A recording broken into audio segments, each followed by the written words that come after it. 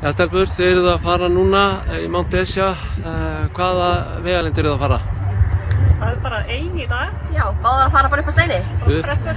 Sprettur upp á steini? Ólíkt okkur svolítið. Já, svona valla takkið ég myndi að vera að keyra suður fyrir eina ferðubyssuna. Já, þeir eru þekktari fyrir að fara aðeins lengra og standa ykkur vel í því. Já, hvernig býtu Andrea, þú varst að keppa náttúrulega núna fyrir stuttu í henglinum?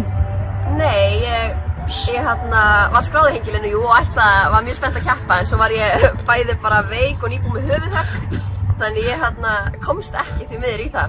En ég er komin öll á stað aftur núna, þannig það er ekki. En Árni, hvað var síðast hjá þér? Síðast hjá mér var örugglega bara vetrarhlaup fyrir norðan, því að ég ætlaði að fá maraþon í vor. Já.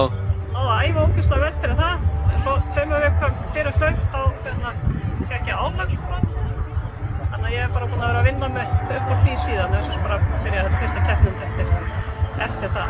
Já, hvað er svo eftir þetta? Eins og ég segi, nú ertu að spretta kannski upp á steini, hvað er svona framöndan? Hjá mér er þetta svona svolítið bara keppni 2 sinnum í viku, eins og síðasta sumar. Að næsta vika er það miðnæturhlaupið á 5. og svo Snæfellsjökulhlaupið á laugardegi og svo vikun eftir það er Hólmsheiðarhlaupið og svo Dyrfjallahlaupið eða eitthvað, þannig að bara mikið keppnum framöndan. Já, nóg að gera. Og svo náttúrulega bara Laugavegurinn, hápunktur sumarsins. Já, en þú Rami? Ég er svona, það eru öll klön svona í sífelldri endurskipulagningu, ég þarf að sjá hvernig við gengur að komast í gang aftur. Ég er bara rétt að byrja að hlaupa, ég var að finna hvað fóturinn þolir. Já.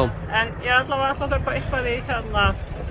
eitthvað í Súlunum og svo mögulega að fara Dyrfjallahlaupið, mig langar að fara vestur og svo náttúrulega heimsmeistaramótið í nóvember sem er svona stóra markmið, þannig að það er eiginlega líka ég þarf svolítið að hugsa að halda mér heilli. Það hefst að vera heitt þá, þannig að það er svona aðeins að kannski miða keppnirnar í sumar við það, verði ekki búin að rústa mér aftur fyrir nóvember. Og Andrea, þú ert að fara þangað líka þegar ekki? Já, sama plan hjá mér að vera svolítið í toppstandi í byrjun nóvember á HM í Tælandi og vera ekki búin að rústa sér fyrir það. Frábært, gangi vel á eftir og svo líka í keppni sumarsins. Takk fyrir þetta. Takk fyrir.